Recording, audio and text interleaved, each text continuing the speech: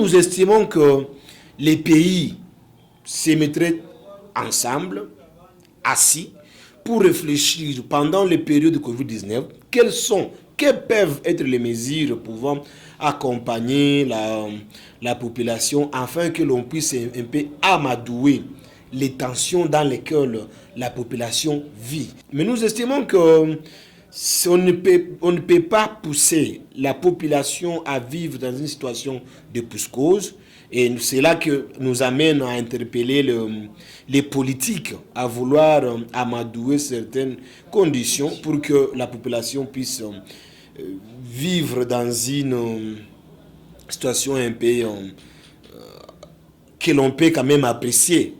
Une situation respectant la dignité et les droits communautaires. Merci maître. Une autre question vous revient. Est-ce que cette prise de conditions par le gouvernement burundais n'a pas de conséquences néfastes sur la vie sociale, et socio-économique de la population ouviroise? Il y a beaucoup de conséquences sur le plan social et sur le plan économique. Même sur le plan de la santé, il y en a beaucoup. Mais je vais beaucoup plus m'atteler sur tout le plan. Allons-y avec les conséquences liées à l'économie. Nous sommes en face d'une frontière et que la frontière est appelée un lien commun entre les deux pays. Autrement dit, la population riveraine partage certaines... Les commerces transfrontaliers. Voilà, il y a quand même ces échanges-là commerciaux. Mais non, ces échanges font assez que il y a quand même une vie entre transiteurs, entre les handicapés frontaliers, entre les bas peuples. Voilà. Mais non, la situation du Covid-19 a fait à ce qu'il y ait difficulté de traverser, difficulté de prendre encore des médicaments. Et cela ne nous a pas, nous comme respectons ou bien défenseurs des droits de l'homme, ne nous a pas plu, c'est ainsi que nous menons des démarches pour afin que la situation puisse être revue à la baisse. Face à cela, il y a eu quand même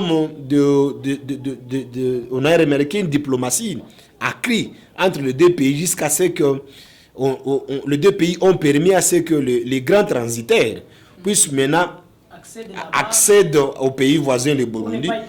Voilà, c'était ça la conditionnalité. Mais au-delà de ça, nous avons relevé.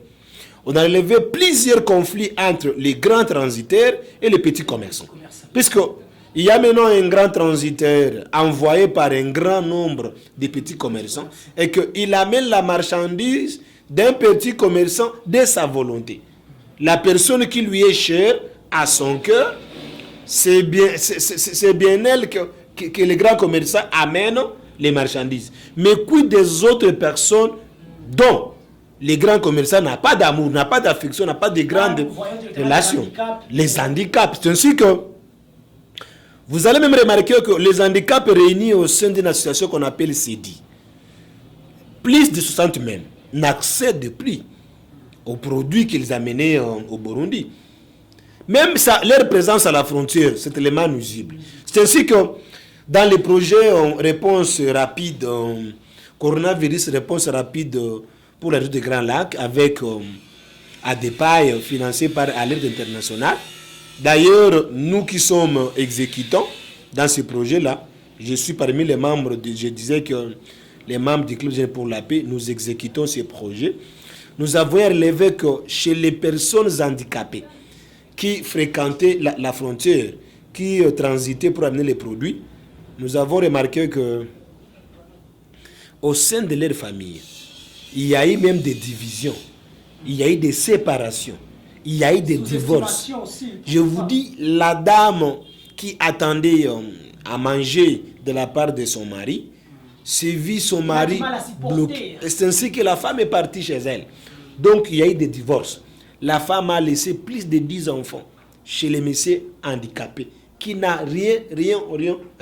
C'est ainsi que dans ce projet-là, pardon, nous avons eu à relever qu'il y avait besoin que même à départ, ils puissent accompagner ces personnes vivant avec handicap regroupés au sein des CEDI. C'est ainsi que nous menons un peu de plaidoyer auprès de l'autorité urbaine pour que, même auprès de la règle internationale, même auprès d'ADEPAI, pour que ADEPAI puisse ouvrir pour les comptes des handicapés un dépôt au relais.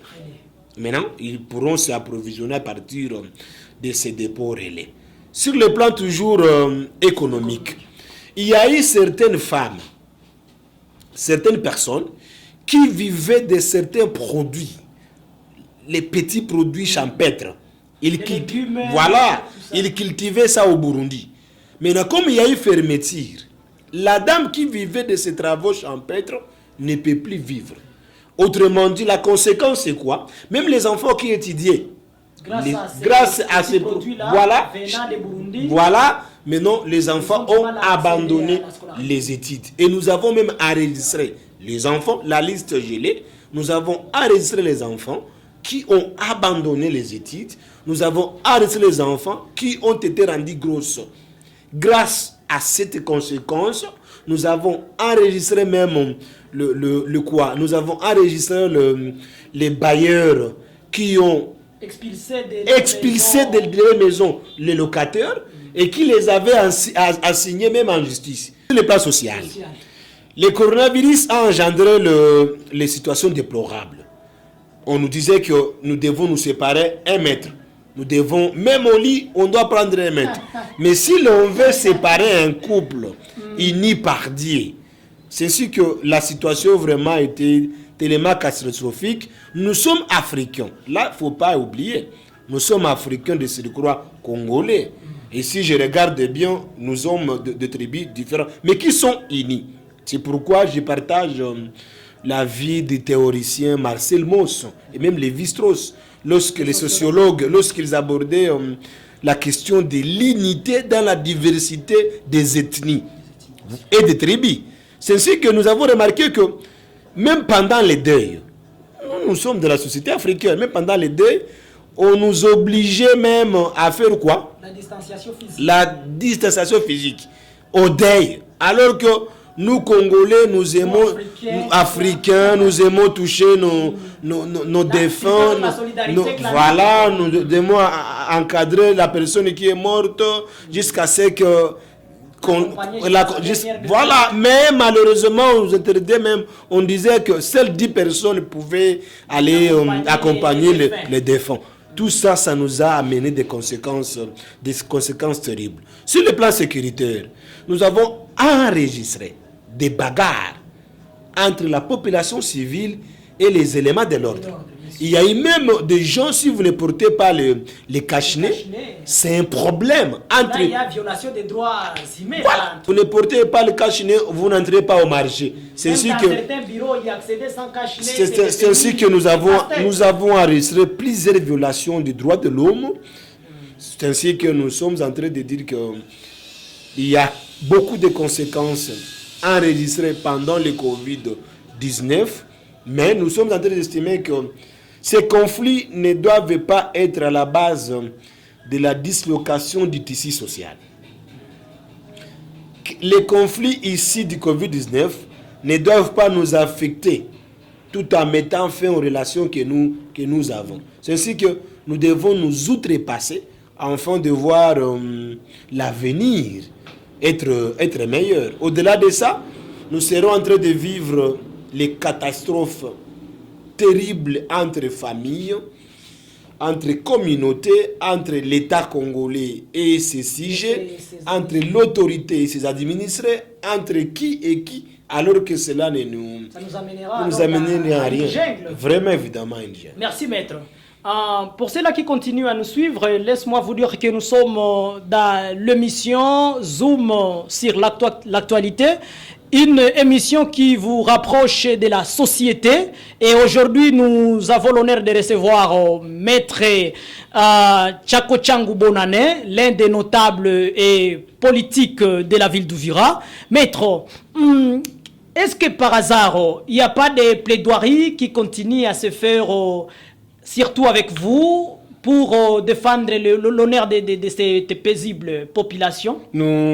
Il faut rappeler que le 23 décembre 2020, aux environs de 10 heures, je précise, puisque c'était moi la personne responsable, nous sommes allés déposer une note de plaidoyer à la mairie pour demander, solliciter son implication face à la situation des personnes vivant avec handicap par rapport à la situation pour la fermeture de Covid-19 et les problèmes qu'ils connaissent au sein de la société, au sein de leur ménage.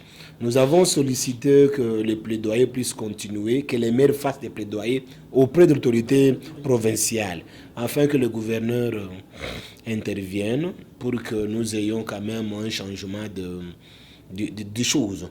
Les maires de la ville, M. Kizamouato, nous a rassurés que lui aussi fera des plaidoyers auprès de l'autorité provinciale afin de voir les choses changer. Nous prévoyons la semaine prochaine, il y aura un plaidoyer au niveau de différentes institutions, notamment on va faire aussi on va aller au niveau du parquet pour solliciter auprès de s'il y aurait un problème entre bailleurs et locataires, surtout en ce qui concerne le paiement du loyer pendant cette période de Covid-19, que les parquets ne soient pas contraignants.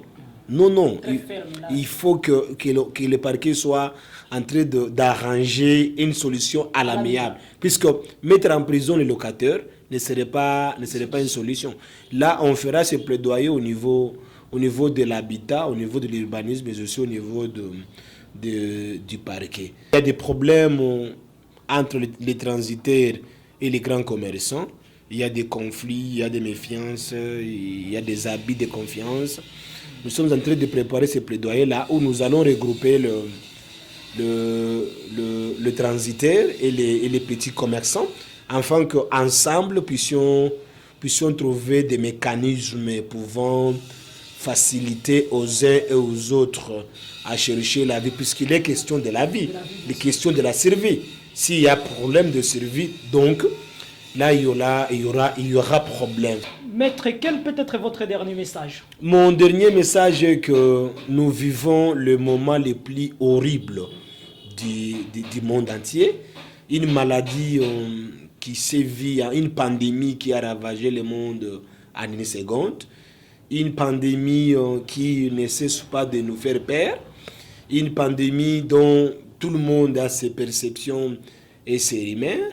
Nous estimons que la région des Grands Lacs a connu un moment difficile pendant lequel les frontières sont fermées, alors qu'une catégorie de la population vivait de ces activités transfrontalières et qu'en Swahili on dit que Mupaka ni shambaletu, autrement dit, la frontière c'est un champ que nous connaissons, nous cultivons. Quand nous passons pour nous approvisionner en marchandises, nous cherchons quelque chose. C'est ainsi que moi je voulais proposer aux populations, d'abord le premier conseil est que de bien vouloir diversifier les ressources de la vie. S'il y a quelqu'un qui espérait seulement au Burundi, celui qui vit à Uvira, de bien vouloir réfléchir, de mener autres ressources. Deuxième chose, nous interpellons les chercheurs en médecine, les savants médecins, de vouloir chercher des pistes de solutions pour pallier à cette pandémie qui ravage le monde. Troisième chose est que j'interpelle la population à savoir que la maladie à coronavirus existe. Protégeons-nous, respectons les mesures barrières et que prions le Seigneur afin que lui-même nous intervienne. Nous, comme Clergé pour la paix, vous m'avez invité, nous sommes en train de faire tout. Nous donnons les rapports à nos bailleurs. Nous estimons qu'ensemble, et surtout sous la conduite divine, nous ferons quelque chose. Nous avons dit. Très chers fidèles téléspectateurs, ces quelques minutes suffisent pour vous donner ce que nous vous avions préparé. À la présentation, j'étais Olivier Ramazani, Alvin du Bassoubi. D'ici là, portez-vous bien. Maître, merci beaucoup. Merci, monsieur le journaliste.